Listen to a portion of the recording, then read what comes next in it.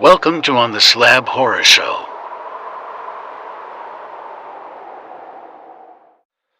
Hello and welcome back to the On the Slab Horror Show, the show that we bring to you each and every Friday night. Master King, why do we do it on a Friday night? Read t-shirt. Friday night is horror night. And Woo! as you can see at the bottom, it is our own t-shirt. Not mass King. produced yet. Well, welcome back. Thank you. Thanks for holding the fort. As This, you always do. this fucking work thing is a pain in the hole, isn't it? You have to work as well. It sucks, but hey, it is what it is. It's good to be back. Good to have you back. How have you Cheers, been? Okay. Do you know what? I started rewatching the Saw franchise last week. I haven't watched them all in They're good, years. to be fair. So I just started watching them again. I was like, this is a bit of crack, Well, 10 is due out in a couple of weeks. Yeah, so build up for that, Good time to So, revisit. Yeah. Tonight- absolutely. tonight, this was something you put me onto, King.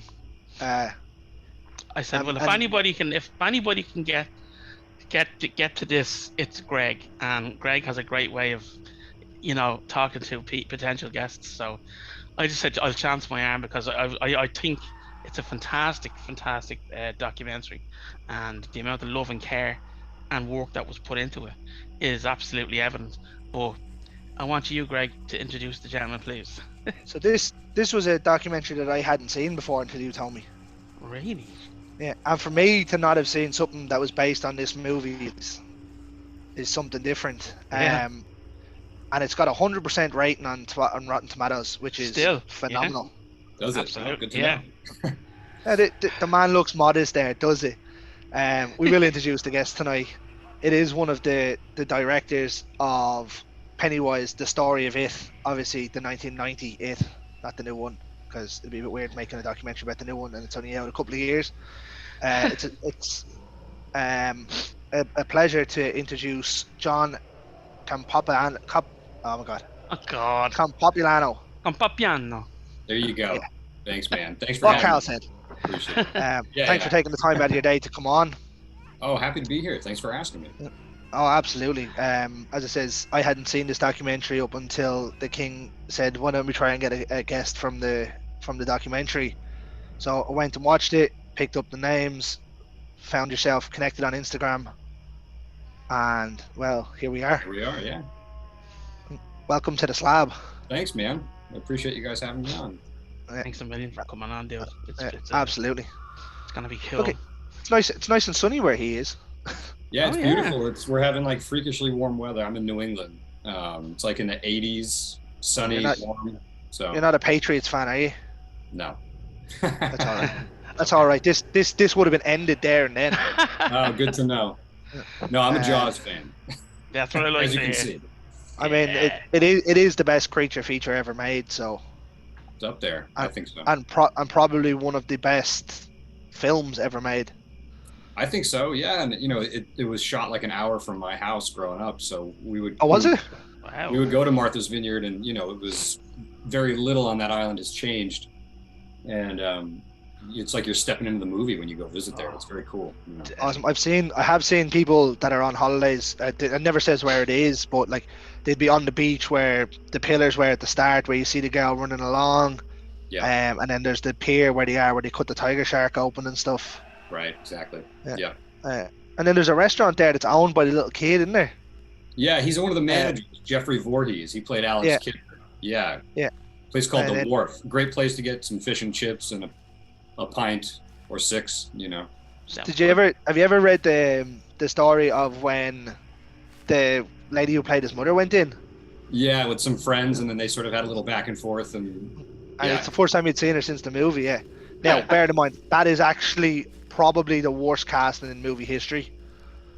What's that? The mother. The mother, yeah, she was about 90 when she was cast as a 12-year-old's mother, but that's beyond Yeah. it. It worked perfectly. But that's a different movie and from a different time. Now we'll go to a movie that was made the year I was born. 1990. Carl, you must have been about 20 at that stage, right? No, it's 15. It's a movie that instilled fear of clowns into a lot of people around that age, and it's one of my favorite horror films. Obviously, it was It, the Stephen King, Tommy Lee Wallace one. Hmm. But you have gone to make a documentary about the making of that movie. Right. So what inspired you to make said documentary? Well, I had done a documentary before that on Pet Cemetery, and Another great movie. and yeah, and in some ways, I was thinking about approaching these documentaries as like kind of like therapy, in the sense that like revisiting films that scarred you as a kid and kind of unpacking them and learning about how they were made is kind of a cool process. So, you know, films that either scared you or just had a big impact on you. And so we finished the Pet Cemetery documentary, and I knew I really wanted to do a doc on miniseries, and my partner Justin White on Pet Cemetery didn't have an appetite for it, and I knew I couldn't do it on my own. I mean, documentary films in general is a team sport, you know. And I had met a guy named Bart Mixon, who's a special effects makeup artist in Hollywood, and he's worked on everything. I mean, look him up on IMDb. He's worked on everything. And he worked on Pennywise. I worked on It, and he designed Pennywise, and among a lot of other things. And I knew he had a lot of behind-the-scenes photos and footage. And a friend of mine, Gary Smart, with Dead Mouse Productions over in the UK, had gotten to know Bart doing their Fright Night documentary. Oh yeah. And he knew about all of Bart's archive from the miniseries, and he kind of had the same idea of doing something, and one thing led to another, and we connected. And I, you know, joined forces with Chris Griffiths and Gary and Evan and their team, and decided to put it together. Awesome. Yeah. Like that's it. That's a hell of a way of doing it. Really, you pick up one person you know, and then it kind of spirals into everything. Like, let's be fair, Pet Cemetery, a lot of the Stephen King books that were made into early TV movies weren't great. They were kind of cheaply done. Now, don't get me wrong, a lot of them still I love. I do love Pet Cemetery. It doesn't look great now. Mhm. It was still perfect. Obviously, they've redone it lately, and obviously the standard of acting and what they can do is much better now Right. than it was back then, and they were mega budget for this one. I still don't think the Pennywise in that was as good as Curry's was. Hmm. So like you get a lot of those ones, but like for this to hold enough to make a documentary, what, 31 years later, was it 30 years later? About that. Yeah. And it still holds host for a lot of people, and I'm sure a lot of fans that of the original have absolutely loved the movie. And as we said, it's got a 100% score on Rotten Tomatoes. Like not even Jaws had that. The other part of the motivation for these docs, for me at least, you know, is trying to fill a void in the market. So as as a fan, you know, growing up as DVDs came around and stuff, I mean, Paramount just paid no attention to the original Pet Cemetery. I mean, there were no interviews with the cast. There were very little behind the scenes content that you could find. And so that was an effort to sort of fill that void. The same thing with the miniseries, almost even more so. I mean, Yeah. Tim Curry had never spoken on the record about it. I don't think any of the cast really had. Did you think there was a particular reason for that, John? Was it? I don't know. I mean, I think that now we're in this sort of world where there's sort of a proliferation of interest in behind the scenes stuff. I mean, you know, we've got all kinds of boutique labels, from Vinegar Syndrome to Arrow to all these companies putting out killer films and remastering films and just loading them up with special feature content. You know, that wasn't a thing in the early 2000s. You didn't have much of that, you know. Maybe an audio commentary on a DVD, you know, but there wasn't much. And so again, it was an attempt to fill that void and say, okay, well, let's make a documentary and give the fans like everything they could have ever wanted and maybe more, you know. And boy, did you. I hope so. Well, I think it enhances the film, the experience of the film, even more now. When you've seen the documentary, you know, as in, you know, to fleshes it out the whole thing even more, I think. So right. You know, and that's I mean, you've done your job. You know, I think maybe that's why the big companies like Paramount and Warner Brothers leave us alone, because it's like we're pushing people to intellectual property. Yeah. You know, Oh, why come- absolutely. we're doing their work for them. You know what I mean? So, I mean, So- like, for you to do that, okay, they'd be mental to turn around and go, well, you're not putting that out. right. I mean, it's free advertising for them Sure. to an extent. Do you know what I mean? John, Yeah, tell me this, right? Tell me, like, even for the pets, like, did you do the same process as you did with Pet Cemetery for this? As in, did you get the funding first? Which I think that was that a GoFundMe or a crowdfund or something? But Pet Cemetery was self-funded. Fair And play. it was because it was like kind of an accident. We weren't setting out to make a documentary in the beginning, and then kind of halfway through the process, we realized, oh, we have footage, we have stories. We thought maybe we would put together like a little YouTube video, but then it just grew and grew. So that was self-funded. Pennywise was partially crowdfunded. Excellent. We raised like I think 30 or 40,000, which got us part of the way. Mm-hmm. And then we kind of sort of self-funded the rest of it. Excellent. So we kind of cobbled it together on Pennywise. I mean, like, for that, like, the popularity of that movie, you can call it a movie, it's a docu-movie, has gotten, I'd imagine there won't be crowdfunding or anything. Any major company would be mad not to take you on and let you do the work now, seeing how popular they become. If you were to that's do, always say, the another hope, one. you know, you want to keep growing, and crowdfunding is a drag. I don't know if you guys have ever been a part of a crowdfunding campaign, but it's a lot of work. I've seen it since doing this. Now we've seen a lot of the indie directors putting them up, and it's just never ending for them. It's a grind, and you know, people aren't always the kindest. People that back a project and expect it to be out at a certain time, and when it's not, they're ready to rake you over the coals. So it can be a lot of work. So yeah, I mean, wouldn't that be great to be able to sort of produce stuff and not have to ask people. I think I can speak for Gary Smart on this one, that we've sort of both said that we hope to not have to get involved with another crowdfunding campaign, just because it's a lot of work. Not only the starting of it and the raising of the money, but then the back end stuff, all the fulfillment. You know, people pledge for a T-shirt. You've got 100 T-shirts you got to have made up. I mean, it's a drag. You know, I'd say so. I've seen, like, obviously we've had a lot of indie directors, and I don't know whether you've seen some of the back catalogue that we have. And I've seen a lot of the projects going up, and they're like T-shirts, DVDs, stickers, like, pins, you name it. You know, I was like, Jesus, the amount of work that go into that. But you're here. Listen, we did it with my band, so like, you know, I'm in a band, and we do all that kind of stuff. So I'm not taking that away from what you're saying there. No. I mean, look, hey, crowdfunding slog. opportunities are a blessing, because it gets cool stuff funded. You know, I'm not anti-crowdfunding at all. And it's a cool way for people that, you know, that like someone that loves the miniseries, you know, they can give their $20 or whatever and be a part of a project in a small way, but be a part of it. And so there's a kind of a cool communal aspect to crowdfunding that I think is really great for the fans. But being on this side of it, and I've donated to crowdfunding campaigns as a fan, as a contributor, but yeah, it's a lot of work. I can imagine. So go ahead, Gekko.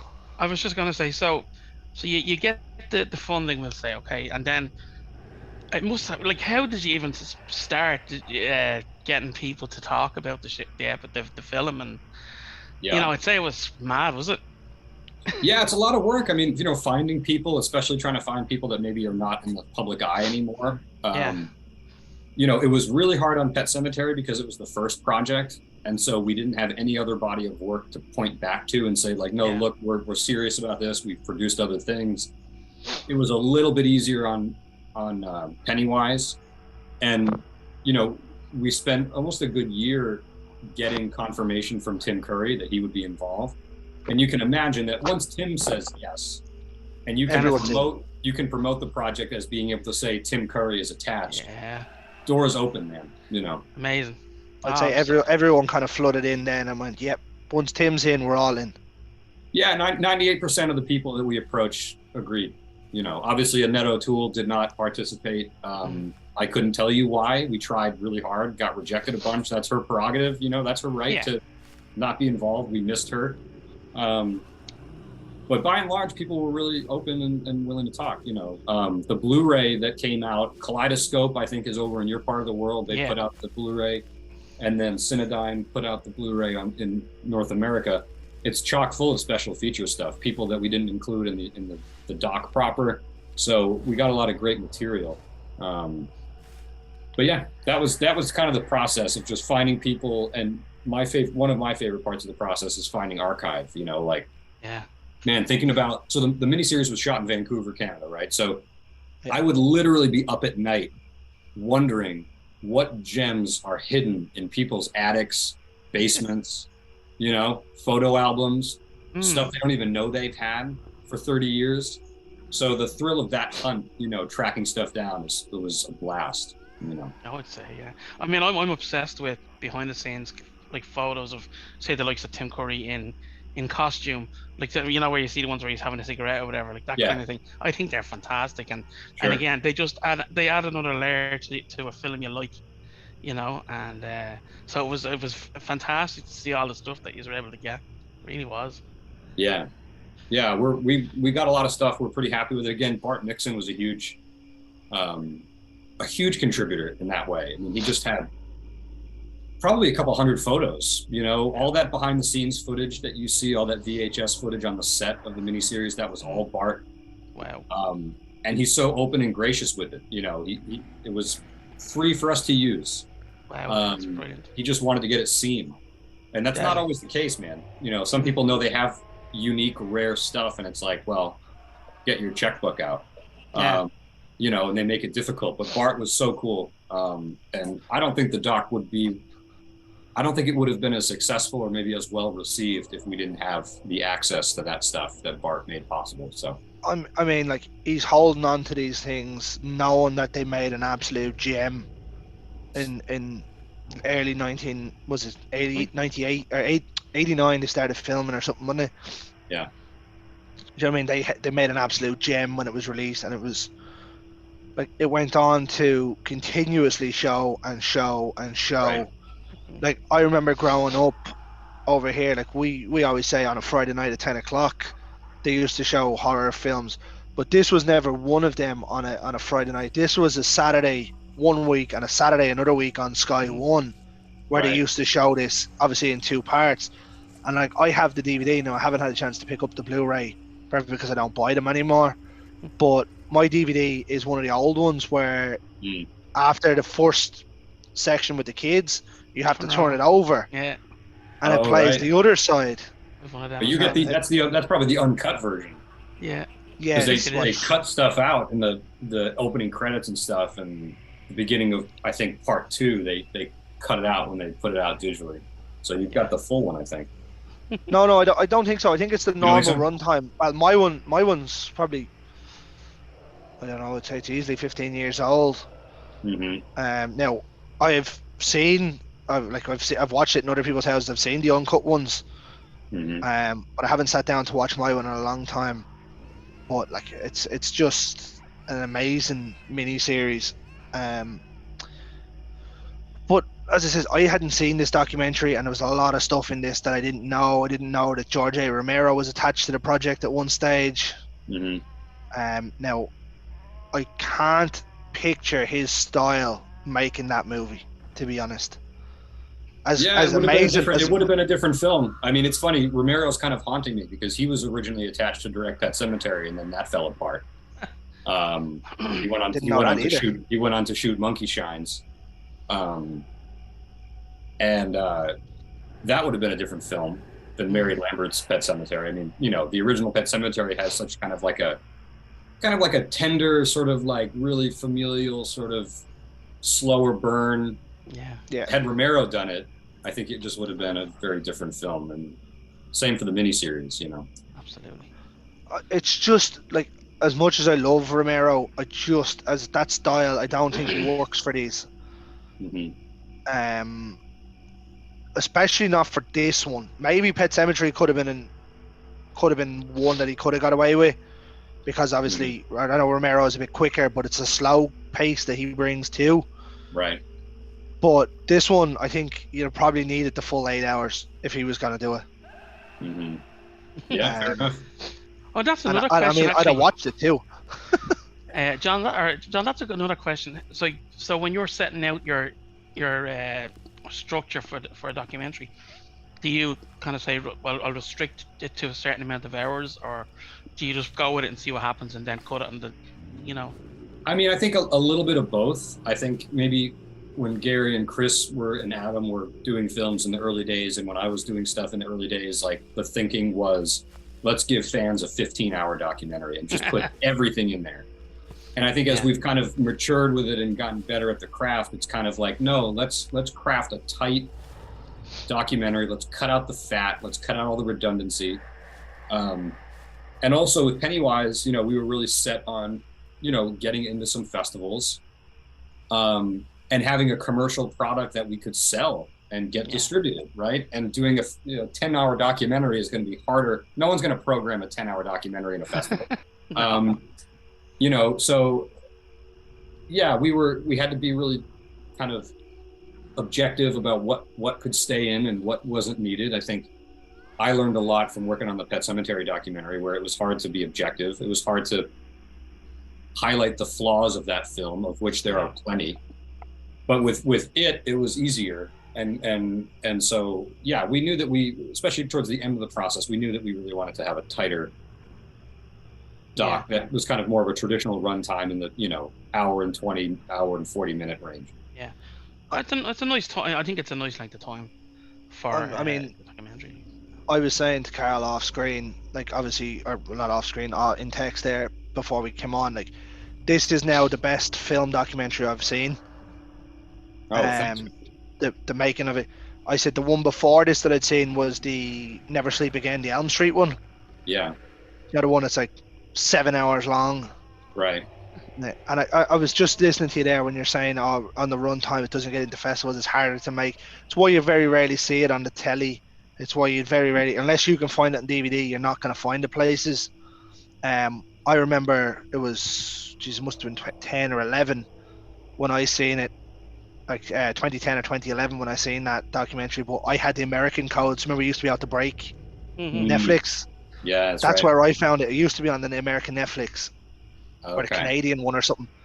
And I remember sitting watching it all one night, and I was like, this will never ever be beaten in terms of a documentary, because Nightmare on Elm Street is my favorite horror. But my god, this I mean, Nightmare on Elm Street, there's a lot of films to cover, well, yeah, just the first one for me is my favorite. The rest of them, some of them are good, some of them are just absolute dog shit. John, it's a pity. I would have loved you to get your hands on the original Texas Chainsaw Massacre. With the likes of Gunnar and Toby and. Oh, I know, that would have been. Your style would have been perfect for that film. Oh, thank you. Yeah, I know that would have been a cool one for sure. Maybe you could have given out to them for that dinner scene. Oh, there's nothing wrong with it. John, sorry, not even the dinner scene, just one part of it. John, tell me this. So, when you bring out the film or you bring out the documentary, what's the general feedback? Is it very positive? Were your backers happy in the end? Yeah, I think generally. I mean, you're never going to please everybody. Some people had issues with certain things, or maybe wanted it to be longer. They wanted that 7-hour documentary, and obviously they should have done it then. Yeah, well, that's another. Yeah, they're more than welcome to spend 4 years making it themselves, if they want something different.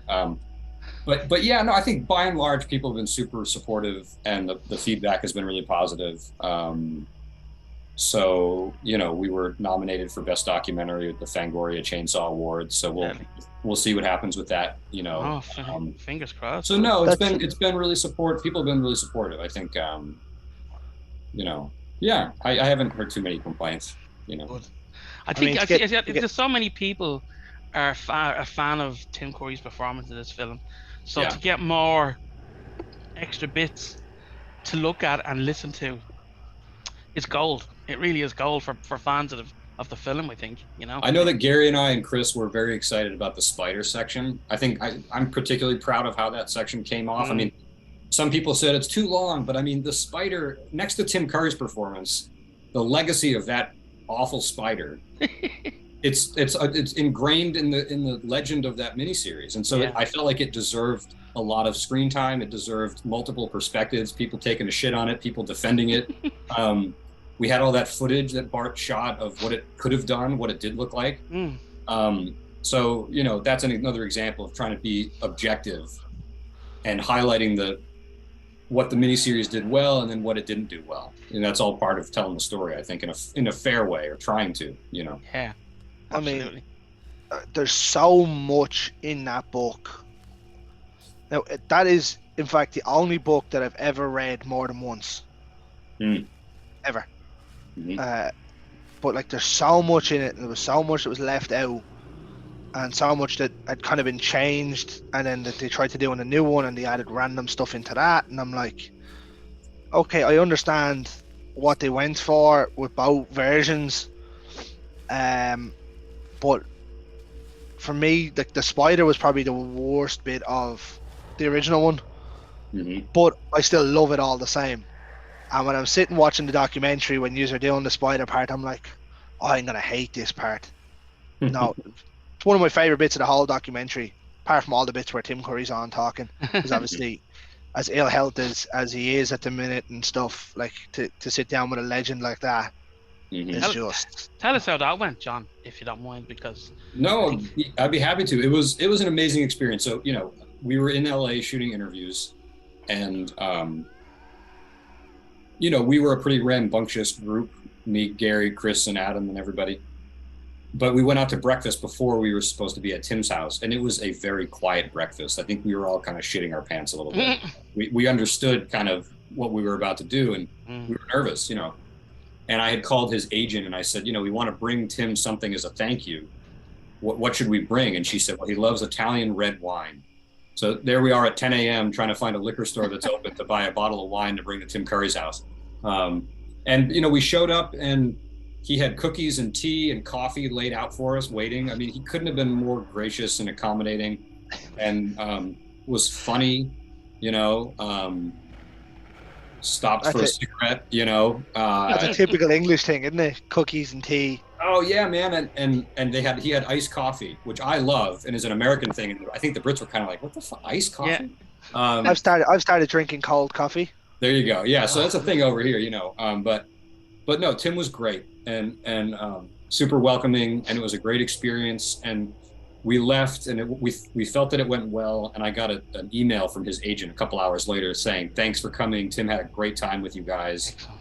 Obviously, he loved that all the guys were Brits except for me, So, yeah, it was just such a cool experience. And in Tim's living room, he's got drawings of his various characters that fans have sent him, and he's got them hanging up in his living room. Wow. And you're in that experience, and you're busy, you're trying to get set up, you're thinking about the interview, but you're also trying to take it in and think like, man, this is a once in a lifetime experience. And you just try to absorb as much of that as you can. So people ask sometimes like what the best experience was, not just on that project, but like any of the docs that I've worked on so far. And like, that's gotta be number one. Has to be. Yeah. I mean, you get to sit down with one of the best, if not the best, character actor that you're probably ever gonna see. He's up there for sure. He embodies every single character he's ever been, ever. From, like, obviously Pennywise to Frankenfurter, Legend. to even to Nigel Thornberry that he voiced over for the Wild Thornberries. Sure, yeah. You know what I mean? Like, and like, obviously it's not a horror thing, but like, that's a cartoon. He doesn't phone it in, he's the real deal. So. Even Legend, like, Legend is a great movie where he plays obviously the devil, which I'm pretty sure Jeepers Creepers kind of ripped off, but like, what's funny? One of my earliest memories of Tim, besides Pennywise, was I remember my grandparents took me to see Congo. Oh, Congo! He's in that, yeah. Do you remember that? He played like a Romanian researcher who gets one of the white gorillas rips his head off at the end and throws it in one of the. For some reason, like, that's like one of my earliest cinematic memories of Tim Curry as being in Congo, which, admittedly, it's not Michael Crichton's best, but I got a soft spot for that movie. I don't know. But when you have a soft spot for something, it doesn't go. So that's nostalgia is a powerful thing. Yeah. We've all got soft spots for not great movies either, to be fair. Yeah, of Sometimes they're course. just fun to watch. Did any of us Um, ever? Did either of us ever hear Tim Curry's audio for when he was meant to originally do the Joker in the animated series? I presume you know that, John. Yeah. Yeah. And I think there's a small clip of it on YouTube, and it's just I think you're right. Yeah, sinister. It's I so couldn't. sinister. yeah. I just think he'd be too dark. Like Yeah. as good as he is, and Mm. like as great as some of the characters' voices he's had, and as good as his voice is, he's just too dark. I think to do that. Now, Yeah. I would have loved to have seen him play maybe the Joker in one Imagine. of the Batman. That'd have been wild. Yeah. Yeah, like that'd No, he have would been have been like well. He would have been well able for it. Absolutely. the man could have Yeah. played Batman. I don't care. Yeah. That man, you ask that man to do anything, he'd do it. Yeah, he can do it all, man. Yeah. So And like obviously to sit down with him, then like for me, in the last while, I've got to sit down with two of my favorite directors, or two of my favorite directors that directed two of my favorite films, and I'm sitting there going, yeah, oh shit, here we go, a little exactly. starstruck and whatnot. So like to sit down with someone like Tim Curry, and obviously you have a soft spot for the film, to go and make the documentary must have just been starstruck. Like he's grade A, top drawer talent. Oh, absolutely. Yeah. No, we were all thrilled. The whole team was really psyched. Like I think the added bonus was that he was so nice as well. And you, John, I'm sure you know yourself. If you meet your heroes or whatever, and if they're nice, it's just so satisfying, isn't it? Oh my God, yeah. No, it's true. Yeah, that's the old adage of never meet your heroes, right? But no, Tim didn't disappoint. You know, he exceeded expectations. Yeah. So, talk us through how you actually got in contact to get Tim on. So, like, obviously, it's gone through an agent. Yeah, we went through an agent. Gosh, I don't really remember all the details, but there's a guy that reps Tim for when he does public conventions and appearances and stuff. And we spent a long time getting to know him, kind of, getting comfortable with him. And basically, once he advocated for us, then we made the formal pitch to Tim's sort of inner circle. And yeah, I mean, I still remember the day I was at work and the email came in and saying that he's agreed to do it and we can promote it publicly. And it was just a great feeling. I'd say the phone went through the roof. That was my next question. How did it feel when you got I an felt email amazing. or a call? I probably didn't get any other work done that day. Who cares? I probably called Gary, probably first thing and told him we got Tim. And I think if memory serves, we were waiting to, like, we had the crowdfunding campaign set up. All we had to do was hit the button to make it go live. We were waiting because we knew if we could say Tim was involved, it was going to be a game changer. It's going to happen. And it probably was, So. I mean, the documentary, you can't really do a documentary on a character when the person who played said character doesn't want to be involved. Do you know that kind of way? It's harder. Yeah. Well, you could do it, but obviously you wouldn't be able to use his likeness rights or anything.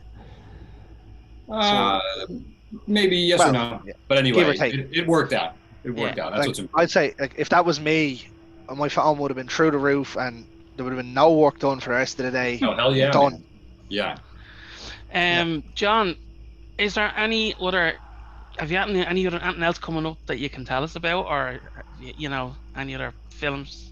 Yeah, well, so I mean, I've been working on a lot of stuff. I was an archive producer with Gary and Chris on the new Robert Englund biopic, Nice. Hollywood Dreams and Nightmares, that is coming out soon. It played at Sitges Film Festival in Spain. Awesome. I want to play.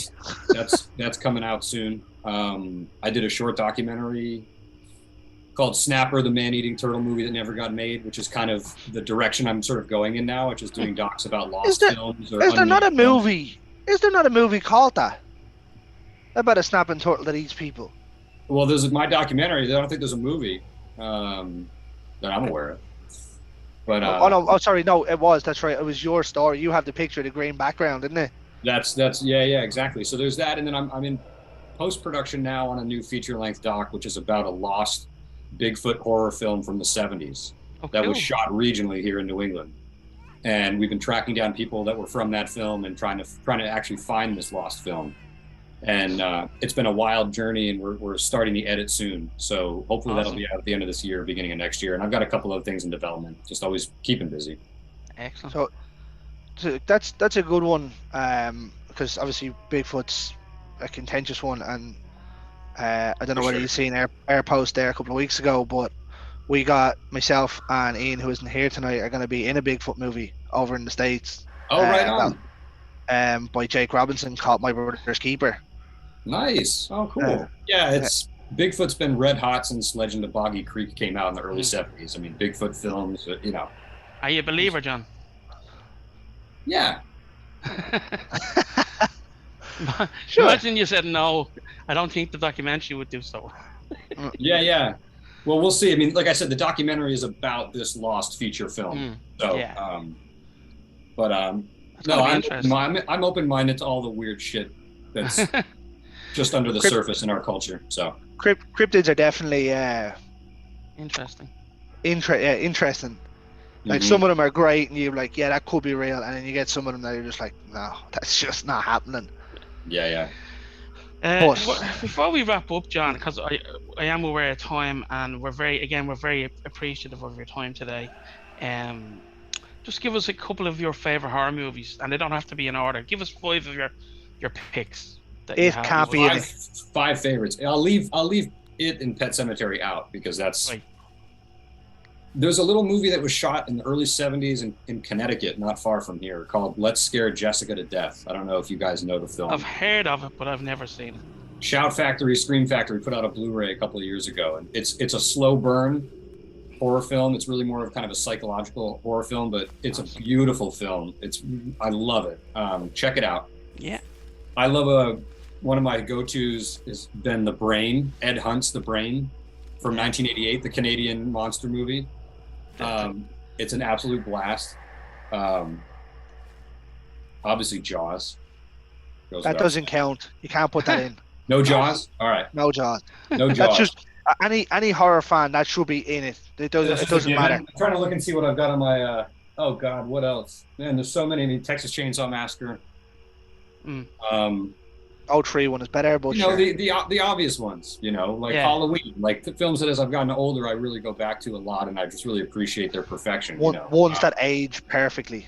Yeah, no, they're. I'm trying to think. Those are the big ones. I've got a lot of weird tastes, though.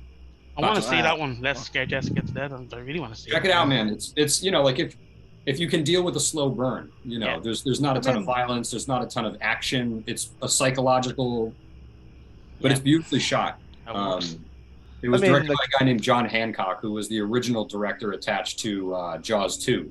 Right. Okay. Before he got fired from that. Anyway, check it out. That didn't go so well, Jaws 2.